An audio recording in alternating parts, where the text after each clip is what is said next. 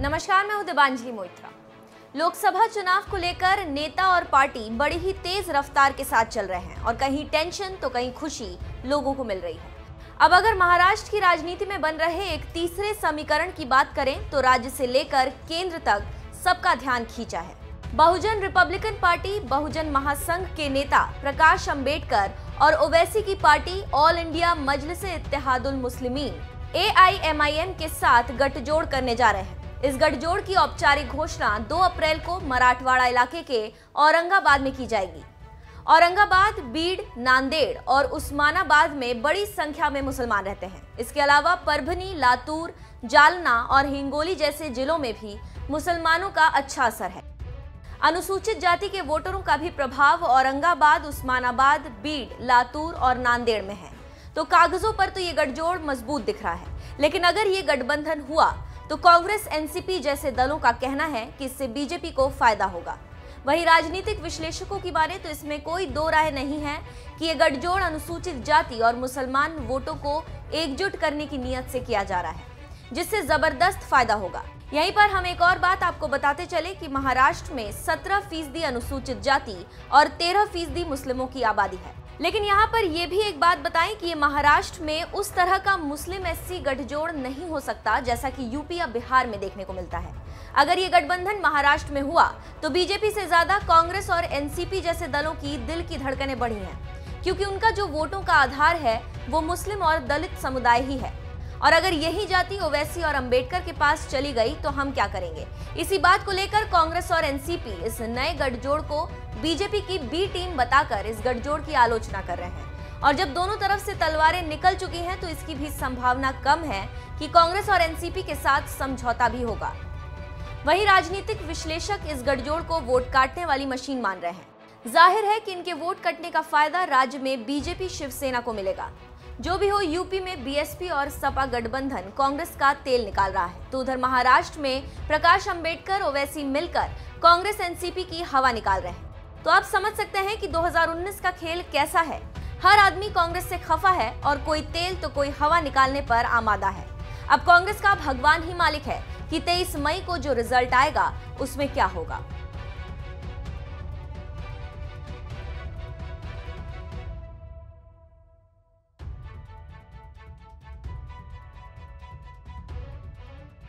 असाउद्दीन ओवैसी जी 2 minute का तैयार हो गया। At the outset, Madam, I condemn the killing of Akhlaq, Numan and Zahid. I term it as an attack on the Constitution, and this was an act perpetrated by terrorists, not by fringe elements. Madam, let me start by this caveat by saying that I am the only intolerant politician in India in this House. The rest are paragon of virtue, beacon of free speech and upholders of justice. What we have seen over here is that we have 2 political power centers. One calls Muslims and Dalits as puppies and dogs. The other throws crumbs at us and tells us to wag the tail. My concern over here is that why is it that after 68 years of independence, the Muslims cannot find or rent a house or a flat in any metropolitan city? Is this tolerance we're talking about? Why is it, madam, that my dropout rate and Dalit dropout rate start at the age of 11? Is this dropout, is this tolerance? Why is it that you open more police stations in Muslim ghettos than schools? Is this tolerance? Why is it that Juhapura and Govandi in Mumbai have become dumping yard of the city medical waste, not for schools of excellence? Why is it that out of 100, only 3 are Muslim graduates? Is this intolerance? People say we don't study. NSSO data of 2011 is there, which clearly says that 11% OBC Muslims having 10th class qualification get only 11% employment, doesn't get 23. Why is it, madam, that after 23 years of Babri Masjid, that the accused have got Padma Bhushan, but they have not been convicted? We have seen various governments, Congress government, UPI government, United Front government, NDA government. Is this tolerance? Let me ask a political intolerant question to this August House. Why is it, madam, that when I oppose the BJP, I am called an anti-nationalist, I am called a Jinnah in making? When I oppose the secular parties, I am called communal. Why is it that this country is saying that if you be with the secular party, you are secular. If you oppose the BJP, you become anti-national. How is it that these 2 political parties have appropriated the right of nationalism and secularism? I condemn their right. I continue to be intolerant because that is my democratic right. I want to know, how is it that political intolerance, when in 10 years imprisonment is given in Haryana for cow slaughter, Congress supports it? But I am intolerant. I am a communal. How is it that Tripura governor says on October 19, that free speech and tolerance can be celebrated if Muslims eat pork in the middle? Is this intolerance we're talking about? Madam Speaker, let me conclude by asking this very inconvenient, intolerant question to the government, that to the government and to the August represent parties over here. Why is it that this is happening? Why have you taken my right to dissent? Why cannot I give a speech in Karnataka? Why cannot I give a speech in Uttar Pradesh? And why is it that 22% of Muslims are in jail under trials? West Bengal 49%. Maharashtra 29%, UP 29%. Is this tolerance? Madam, I conclude by telling the government, the Home Minister asked for recommendations, suggestions. My suggestion to the Honorable Home Minister is, your pride was hurt when a wrong allegation was made. I commend you for showing your pride. But you see, for 69 years I have been called a Pakistani. What about my pride? Would you rise up and protect my pride? Would you rise up and protect my integrity? My suggestion to the Honorable Home Minister is, amend the NHRC Act. Give the NHRC the power to inquire communal rights, so the responsibility can be fixed on the SP and DM. I would request you form in your internal security division a section which monitors Hindu fanatics. If you don't do that, see what is happening in Myanmar, in Sri Lanka, in Pakistan, in Bangladesh.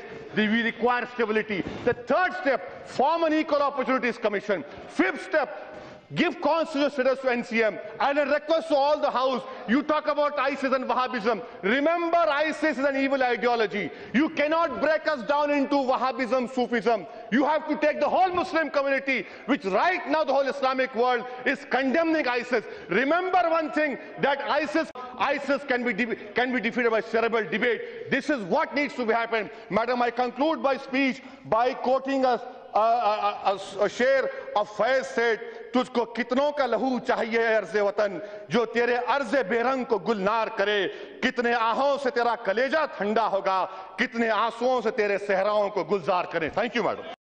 3 journalists have shown to the world the real face of the cabinet minister of the Modi's cabinet, who heads the Ministry of External Affairs. And those details are horrific, horrible to say the least. And especially after reading what Ghazala Wahab has gone through, it is really painful, and to say it is shocking will be understatement. I demand that the Prime Minister, Mr. Modi, should immediately sack this minister, who in his tenure as an editor of a newspaper tried, and he had exploited, he had misused, he's a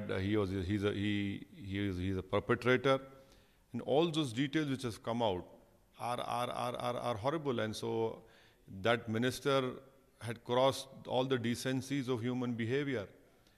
And the most unfortunate part is that this same minister stood up in the Lok Sabha, and when the Triple Talaq bill was being debated, he said, our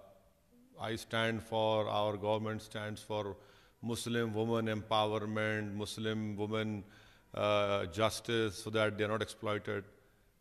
What he has done itself is contrary to what he had said. So I demand that the Prime Minister should immediately sack this minister, and I demand that the National Women's Commission should take suo motu notice of it, and the police should also book a case, because the law provides for that. After all these horrific details which are out in public domain, I don't think so the minister should continue in his office. मैं इसका welcome करता हूं, क्योंकि एक ही दिन में आंध्रा और तेलंगाना में इलेक्शन होने जा रहे हैं. ये बहुत अच्छा फैसला लिया गया है. ये लेवल प्लेइंग फील्ड रहेगा, और ख़ास तौर से जो डेटा चोरी का केस हमारे सामने आया है, मैं समझता हूं कि इलेक्शन कमीशन का फैसला बड़ा सही फैसला है. और मुझे उम्मीद है कि तेलंगाना की आवाम की कामयाबी होगी, और यहाँ पर 17-0 का रिज़ल्ट रहेगा. 16 TRS सीट जीतेगी, 1 MIM जीतेगी, और आंध्र प्रदेश में मेरे दोस्त जगनमोहन रेड्डी को 20 से 21 पार्लियामेंट सीट पर कामयाबी हासिल करेंगे और ये तेलंगाना की आवाम के लिए बहुत अच्छा है, आंध्रा की आवाम के लिए बहुत अच्छा रहेगा। हम तो पूरे तेलंगाना की आवाम से कहेंगे, हर तबके की आवाम से कहेंगे कि आपको तेलंगाना को हमको कामयाबी दिलाना है। ये तेलंगाना का इलेक्शन है और 17-0 का रिजल्ट आएगा तो केसीआर तेलंगाना के लिए बहुत कुछ कर रहे हैं और भी करेंगे, क्योंकि केसीआर जो कह रहे हैं, जो MIM भी तायद करे कि फेडरलिज्म का जो सही माने है, कई ऐसे चीज़ें हैं जो कंकरेंट लिस्ट में क्यों रहनी चाहिए, वो स्टेट में रहनी चाहिए और स्टेट को इख्तियार करना चाहिए कैसा उनके पैसों का इस्तेमाल हो। तो ये इंशाल्लाह ये रिज़ल्ट आएगा। हम पूरी कोशिश करेंगे, तेलंगाना की आवाम से रिक्वेस्ट भी करेंगे, समझाएंगे कि ये नतीजा तेलंगाना की कामयाबी के लिए होगा, तेलंगाना की तरक्की